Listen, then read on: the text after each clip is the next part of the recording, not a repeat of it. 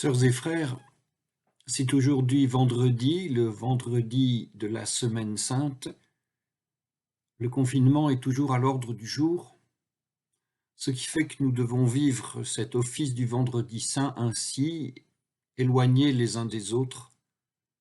Mais nous le savons, nous le vivons, cet office, dans la proximité des cœurs. Ainsi donc, recueillons-nous.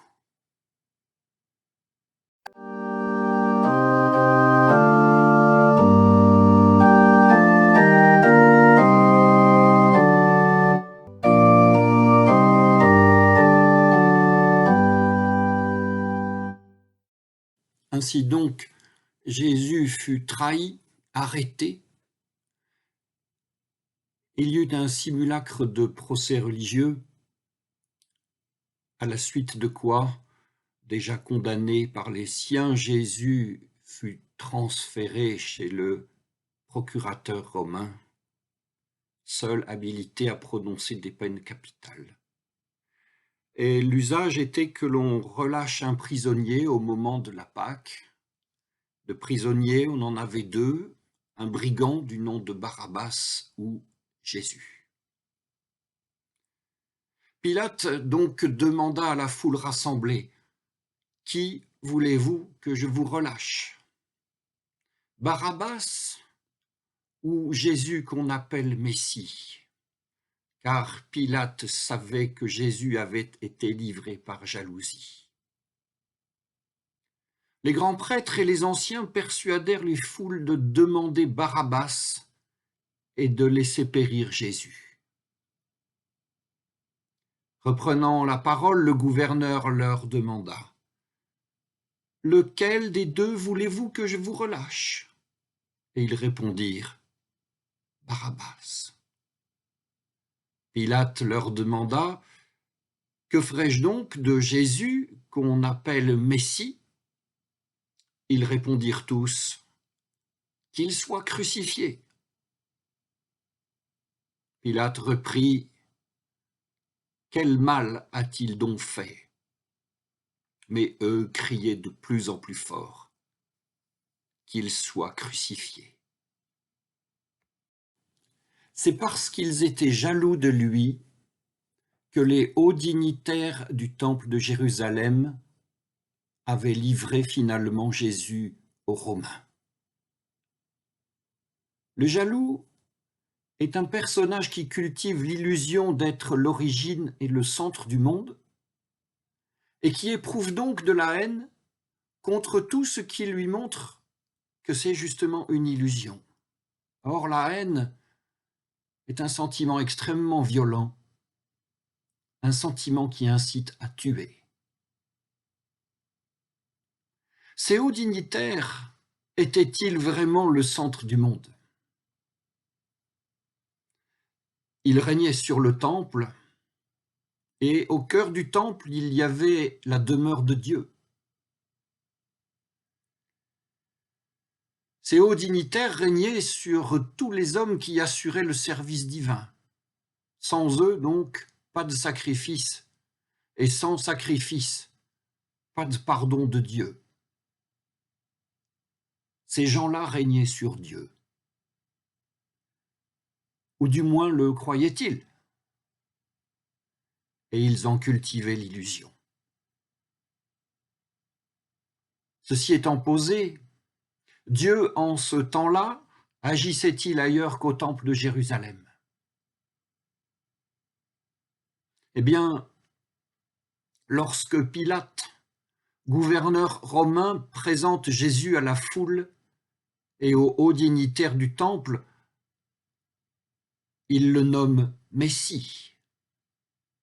Et en le nommant Messie, il répond très exactement à la question: oui, on appelle Jésus Messie. On l'appelle Messie parce qu'il a reçu une divine onction, et cette divine onction est attestée par son enseignement, par son engagement, par les guérisons qu'il fait, par sa parole et par tous ses actes. Comme nous lisons: les aveugles voient, les boiteux marchent, les lépreux sont purifiés, les sourds entendent, les morts ressuscitent et l'évangile est annoncé aux pauvres. C'est dans le 11e chapitre de Matthieu. Ainsi Dieu agit-il par Jésus ailleurs et autrement qu'au temple de Jérusalem, c'est indéniable. Et c'est surtout insupportable pour les jaloux. Ils veulent donc en finir avec Jésus. Avant de poursuivre, posons-nous quelques questions simples, des questions pour aujourd'hui. Où Dieu agit-il aujourd'hui et par les œuvres de qui? Hors des églises? Et si c'est dans les églises, dans quelle église? Dans la nôtre? Est-ce que Dieu agit là où l'on ne parle même pas de lui? Et surtout cette question, qu'est-ce que cela nous fait à nous que Dieu agisse ailleurs que chez nous? N'est-il pas Dieu? Et n'avons-nous pas médité il y a quelques semaines sur la souveraine liberté de Dieu? Revenons à la jalousie. Ils avaient livré Jésus par jalousie. Ils voulaient en finir avec lui. Mais vouloir en finir avec Jésus, n'est-ce pas en quelque manière vouloir en finir aussi avec Dieu? Eh bien, le jaloux est quelqu'un qui prétend en finir même avec Dieu. Et il mettra tout en œuvre pour parvenir à ses fins.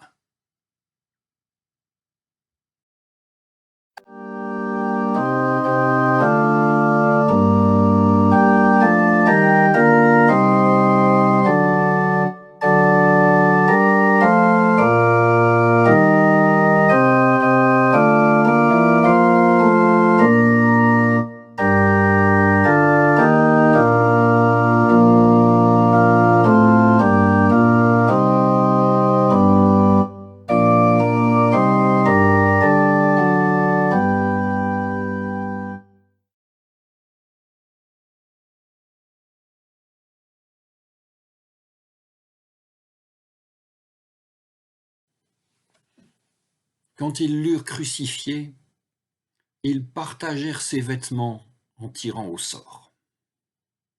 Et ils étaient assis à le garder. Au-dessus de sa tête, ils avaient placé le motif de sa condamnation, ainsi libellé.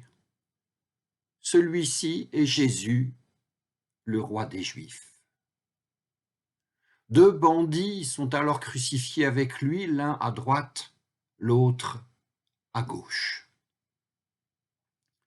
Les passants l'insultaient en secouant la tête et en disant « Toi qui détruis le sanctuaire et le rebâtis en 3 jours, sauve-toi toi-même si tu es le Fils de Dieu et descends de la croix. » De même, avec les scribes et les anciens, les grands prêtres se moquaient. Il en a sauvé d'autres et il ne peut pas se sauver lui-même. Il est roi d'Israël, qu'il descende maintenant de la croix, et nous croirons en lui. Il a mis sa confiance en Dieu, que Dieu le délivre maintenant s'il l'aime, car il a dit « Je suis fils de Dieu ». Même les bandits crucifiés avec lui l'injuriaient de la même manière.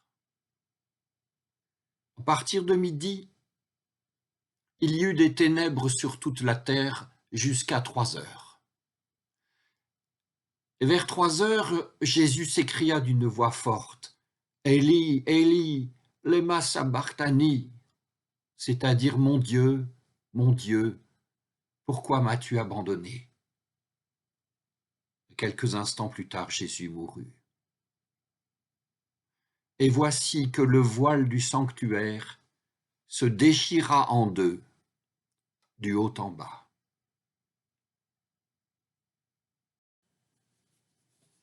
Jésus, le Fils de Dieu, ne s'est pas sauvé lui-même. Il ne s'est trouvé personne en Israël pour sauver le roi d'Israël, pas un seul juif pour sauver le roi des Juifs, et le Fils de Dieu n'a même pas été délivré par Dieu. Jésus meurt, abandonné de tous, et il meurt sur la croix. Impossible d'imaginer une fin plus infamante, impossible d'aller plus loin dans le mépris. Pourquoi cette mort-là? Pourquoi précisément cette mort-là pour le Fils de Dieu? Pour que soit parfaitement manifesté l'amour de Dieu pour l'humanité en Jésus-Christ, cette réponse est vraie et nous la connaissons bien. Et elle n'est qu'une réponse dans un faisceau de réponses. Car la mort sur la croix manifeste aussi cette jalousie que certains éprouvent envers les justes. Certains haïssent les justes au point de vouloir les supprimer, et ils les suppriment. La mort sur la croix manifeste encore ce que c'est que la haine de Dieu. Il arrive que les justes soient éliminés au nom de Dieu lui-même. Il en fut ainsi du Christ Jésus.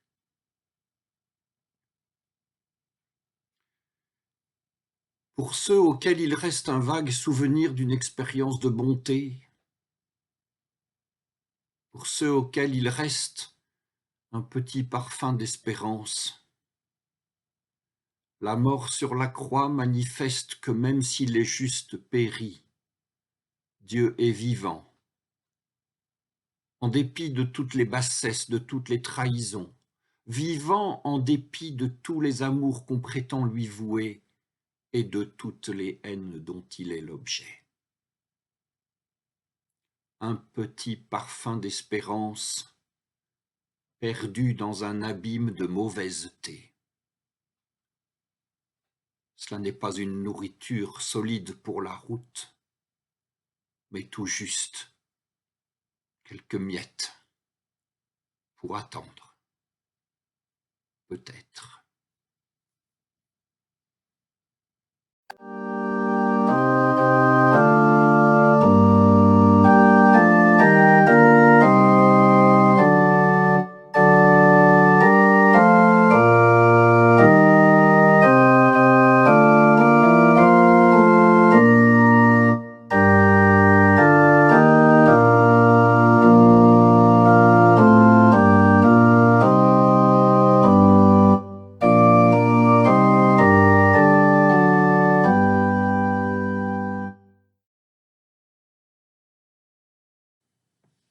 Prions. Je n'ai pas su te secourir, mon Seigneur, je n'ai pensé qu'à moi. Et j'ai fui. Et maintenant, voici la satisfaction de ceux qui ont fomenté ta mort. Voici l'inconsolable tristesse de tous tes amis. Et c'est le bilan de ces années passées à tes côtés, toi, mon Seigneur.